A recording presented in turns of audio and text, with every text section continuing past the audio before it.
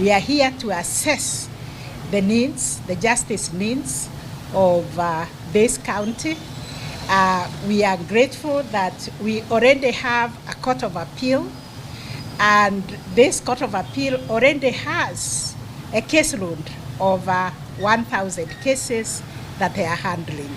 What this means is that these people used to travel to Kisumu or even to Nakuru for their disputes to be determined by the Court of Appeal, and now, in the spirit of devolution, Kakamega as a county as the Court of Appeal.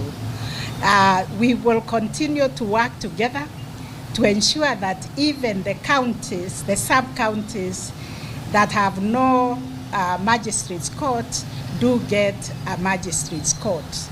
Inflammatory statements, goonism, that one must stop. And anyone found culpable will face the law. Currently we have one, we arrested before the courts. So we must be ready to support the peace that we need in this country.